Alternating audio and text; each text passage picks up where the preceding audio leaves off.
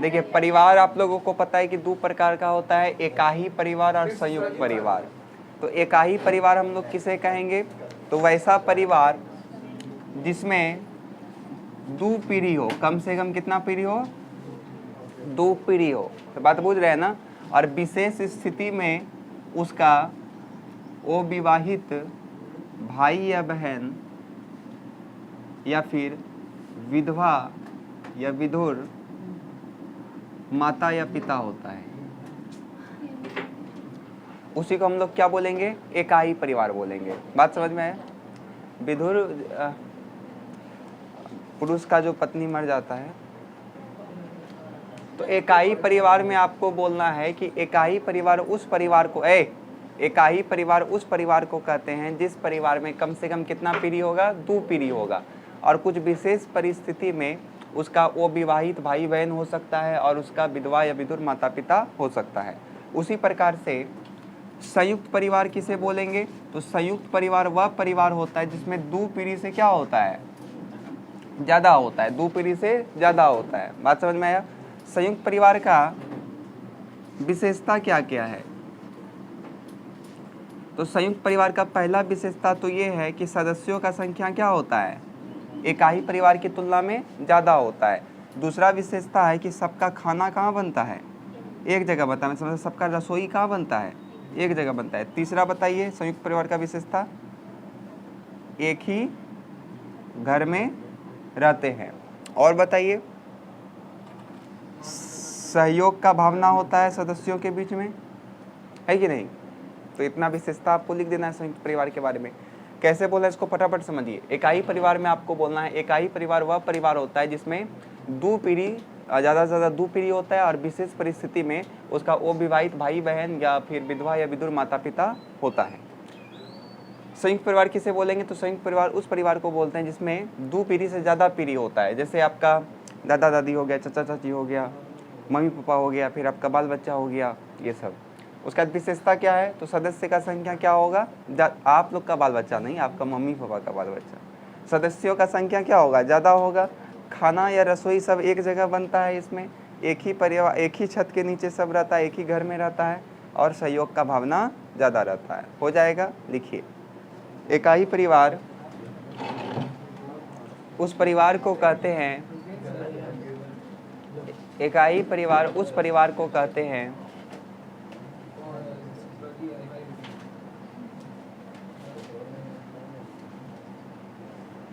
एकाही परिवार उस परिवार को कहते हैं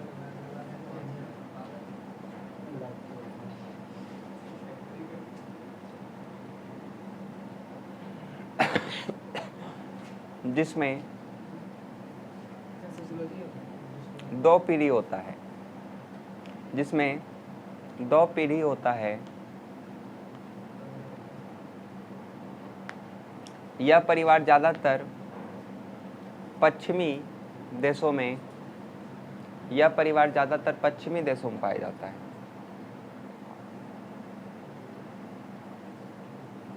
यह परिवार ज़्यादातर पश्चिमी देशों में पाया जाता है, पश्चिमी देशों में पाया जाता है।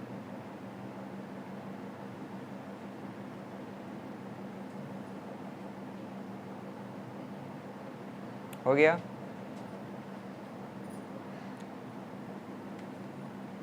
विशेष परिस्थिति में हाँ, विशेष परिस्थिति में इस परिवार में अविवाहित भाई बहन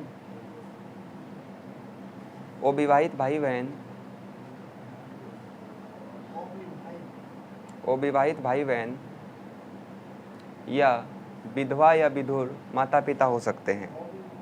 भाई बहन या विधवा या विधुर माता पिता हो सकते हैं। भाई बहन या विधवा या विधुर माता पिता हो सकते हैं। नेक्स्ट, संयुक्त परिवार में डैश दे करके लिखिए।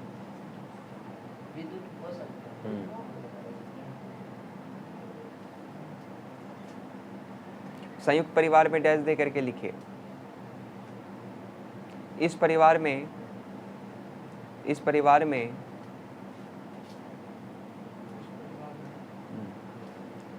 2 पीढ़ी से ज़्यादा होता है, 2 से ज़्यादा पीढ़ी होता है, 2 से ज़्यादा पीढ़ी होता है। इसमें दादा दादी, माता पिता, दादा दादी, माता पिता, चाचा चाची, चाचा चाची एवं उनके बच्चे होते हैं, एवं उनके बच्चे होते हैं।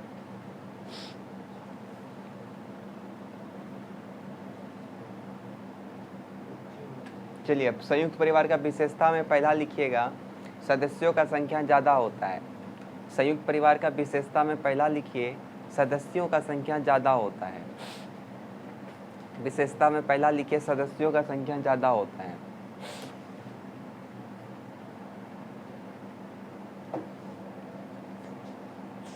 दूसरा लिखिए, सभी का रसोई एक जगह बनता है, सभी का रसोई एक जगह बनता है। तीसरा लिखिए,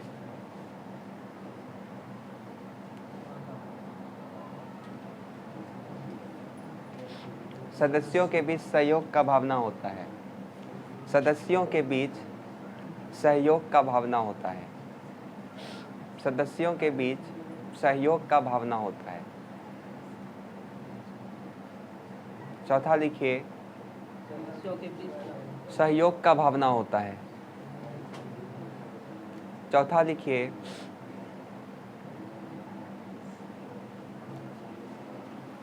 एक ही घर में निवास करते हैं। अगला इसमें हेडिंग दीजिए, संयुक्त परिवार का विघटन।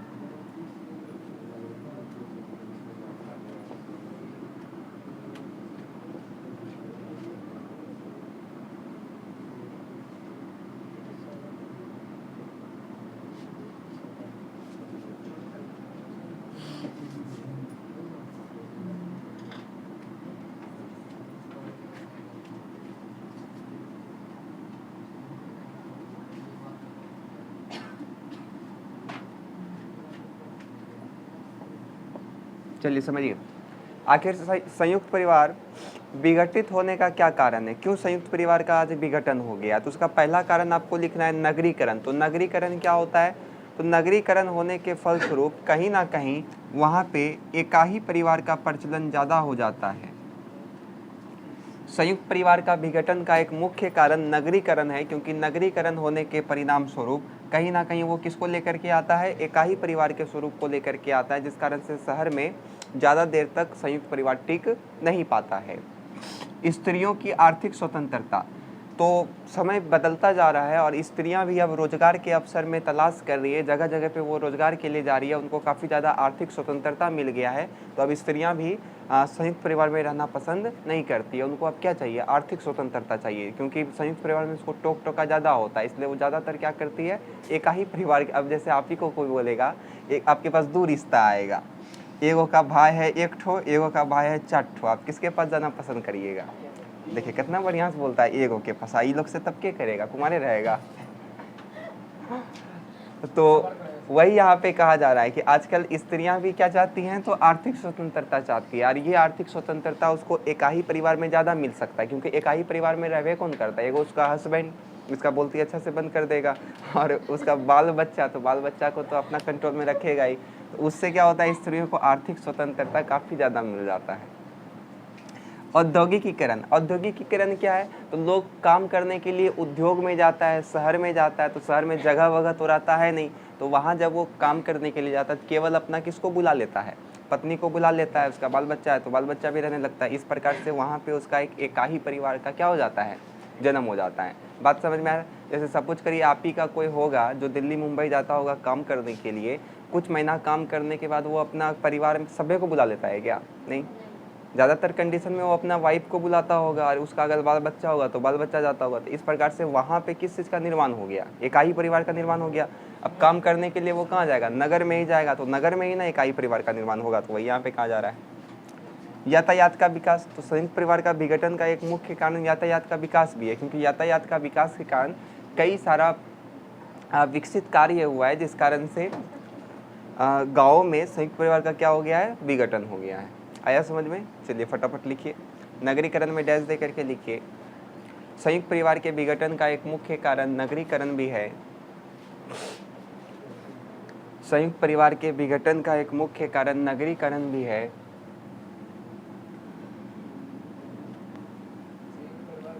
संयुक्त परिवार के विघटन का एक मुख्य कारण नगरीकरण भी है।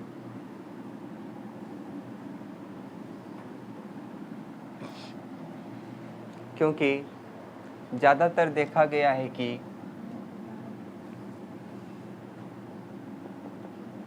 नगरों में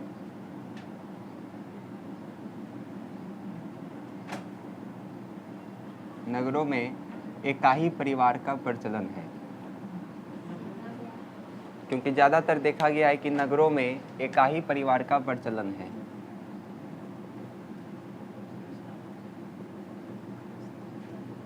दूसरा लिखिए,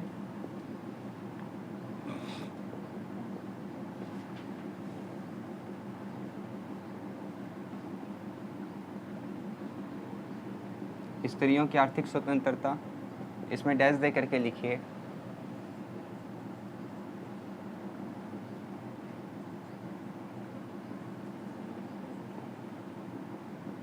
जैसे जैसे देश आधुनिकता की ओर बढ़ रहा है,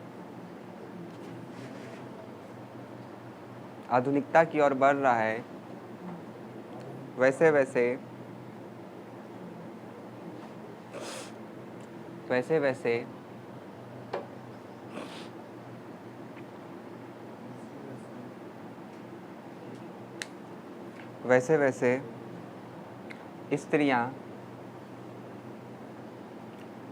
स्त्रियां आर्थिक स्वतंत्रता की ओर बढ़ती जा रही है। स्त्रियां आर्थिक स्वतंत्रता की ओर बढ़ती जा रही है, जो उन्हें इकाई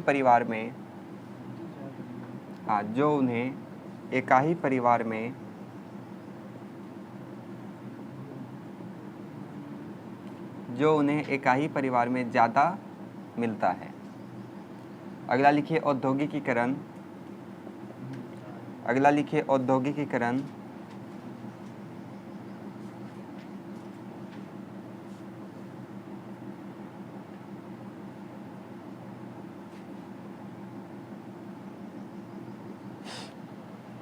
इसमें लिखिए, औद्योगिकीकरण के फलस्वरूप नए नए उद्योगों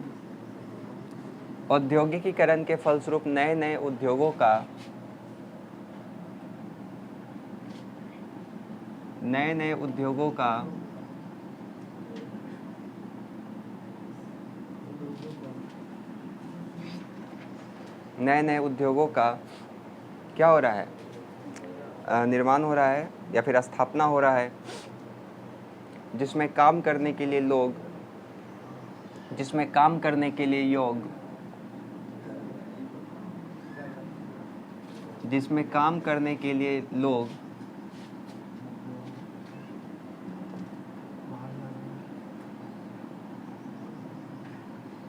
उद्योगों में जा रहे हैं, जिसमें काम करने के लिए लोग उद्योगों में जा रहे हैं और वहीं बस जाते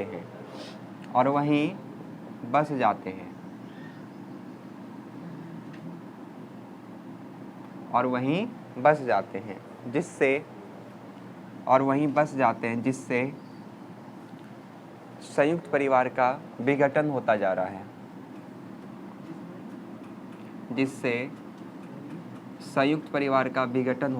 है।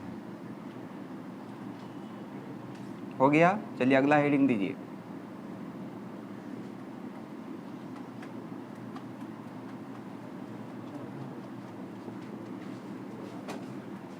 देखिए, परिवार का समाजशास्त्रीय महत्व क्या है या फिर सामाजिकीय महत्व क्या है, ये आपका लॉन्ग में पूछता है, तो इसको ध्यान से समझ लीजिएगा।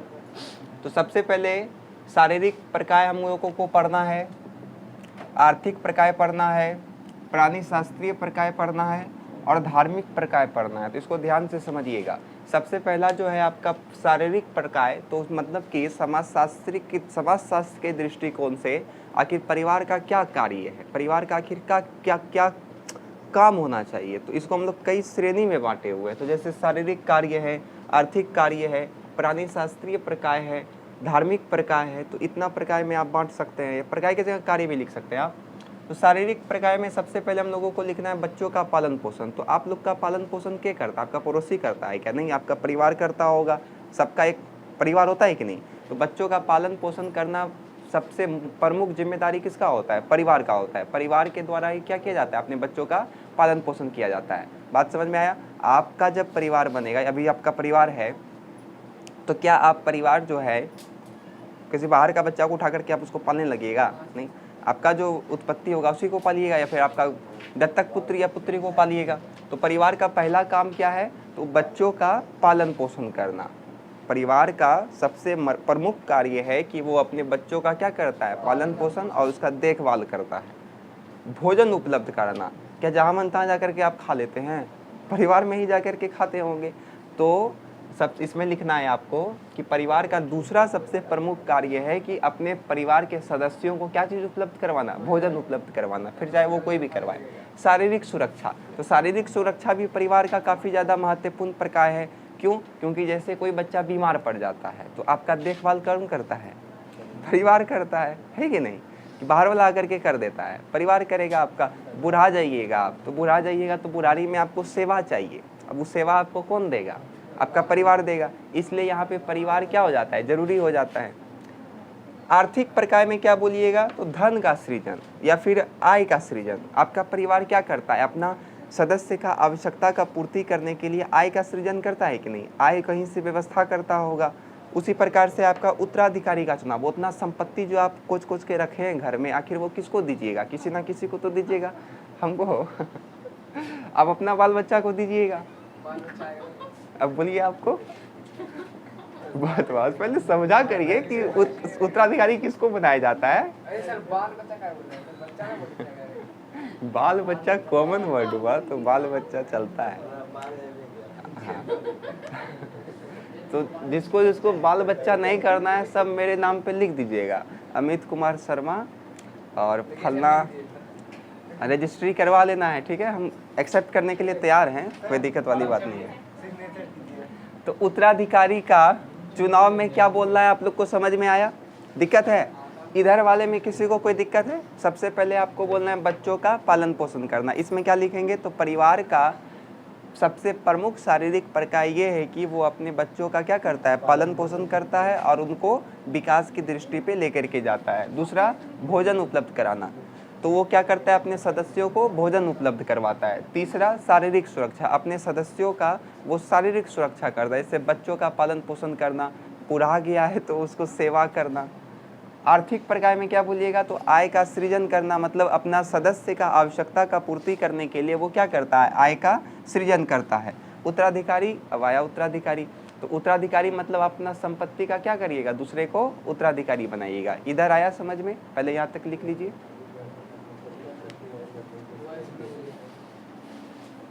पहला लिखिए शारीरिक में,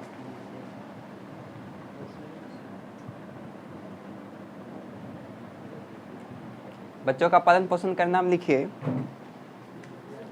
परिवार का एक प्रमुख कार्य, परिवार का एक प्रमुख कार्य अपने बच्चों का पालन पोषण, अपने बच्चों का पालन पोषण करना है।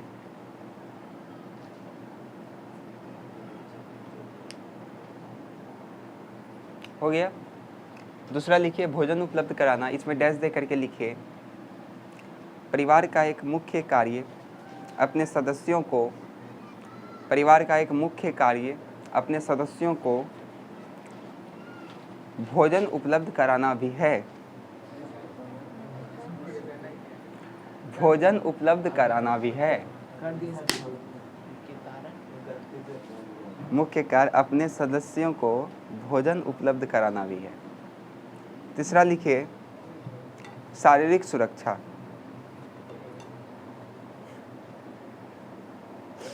शारीरिक सुरक्षा हम डैश दे करके लिखे, परिवार का एक मुख्य काम, परिवार का एक मुख्य काम शारीरिक सुरक्षा भी है। परिवार का एक मुख्य काम शारीरिक सुरक्षा भी है, जैसे छोटे बच्चों का ध्यान रखना। हाँ, जैसे छोटे बच्चों का ध्यान रखना, जैसे छोटे बच्चों का ध्यान रखना, छोटे बच्चों का ध्यान रखना, बुजुर्गों का सेवा करना, बुजुर्गों का सेवा करना। क्या कहा? वो मोबाइल चला रहा है, अभी बताते हैं।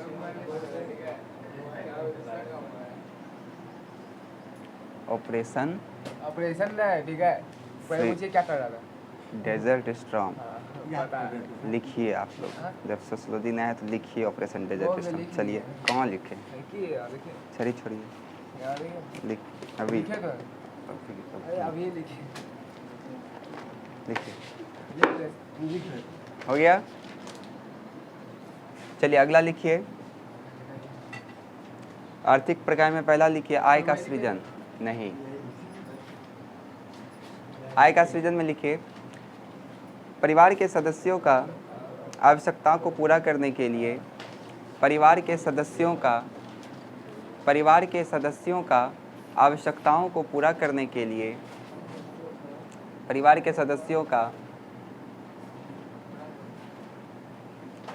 आवश्यकताओं को पूरा करने के लिए परिवार द्वारा आय का सृजन किया जाता है। हो गया? परिवार द्वारा आय का सृजन किया जाता है। अगला लिखिए उत्तराधिकारी का चुनाव सृजन किया जाता है। अगला लिखिए उत्तराधिकारी का चुनाव, इसमें डैश दे करके लिखिए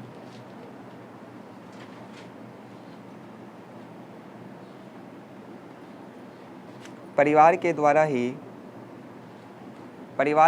ही अपने सदस्यों में से किसी को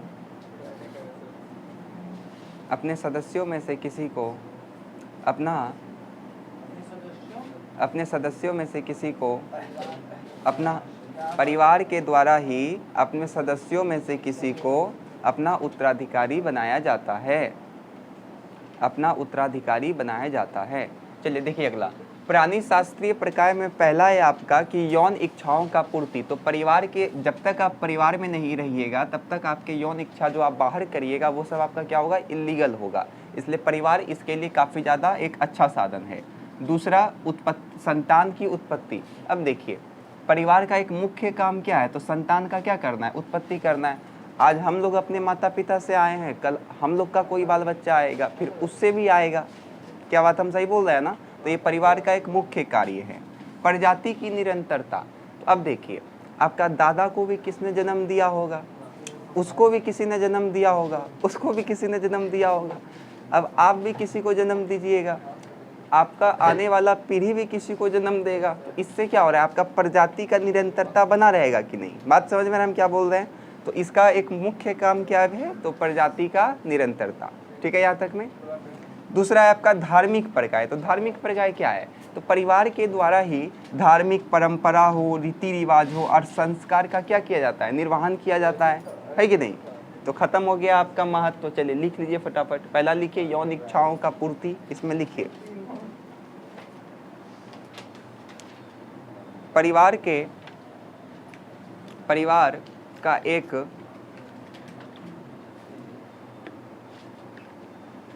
का एक समाजीय महत्व यह भी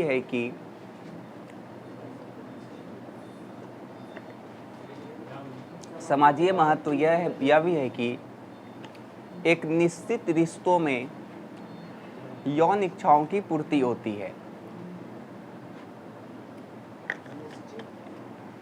रिश्तों में यौन इच्छाओं की पूर्ति होती है। अगला लिखिए संतान की उत्पत्ति। संतान की उत्पत्ति में लिखिए परिवार का एक मुख्य कार्य संतान का उत्पत्ति करना भी है। परिवार का एक मुख्य काम संतान का उत्पत्ति करना भी है, उत्पत्ति करना भी है। अगला लिखिए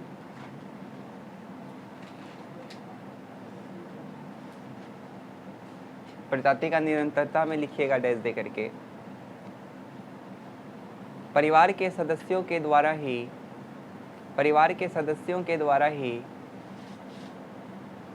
धार्मिक परंपरा, रीति रिवाज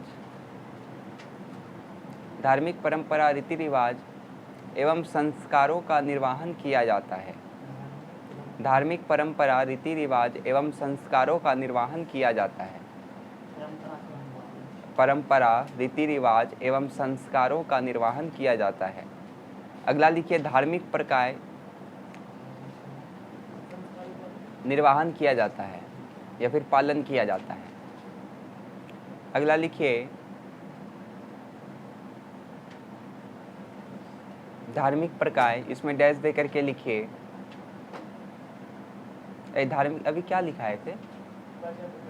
प्रजाति का निरंतरता था ना। हाँ तो क्या लिखा है पढ़िए तो, क्या लिखा है पढ़िए। धार्मिक वाला लिखा दिए। ओ नहीं, ये धार्मिक वाला था, ठीक है। प्रजाति वाला लिखिए। अभी जो आपको लिखा है, हाँ ये धार्मिक प्रकार हम लिखा दिए। ये था ना परंपरा सब था ना, ये धार्मिक वाला था, आप एडजस्ट कर लीजिए। और प्रजाति की निरंतरता में लिखिएगा डैश दे करके परिवार का एक मुख्य कार्य अपने प्रजाति का निरंतरता करना भी है। परिवार का एक मुख्य कार्य अपने प्रजाति का निरंतरता करना भी है।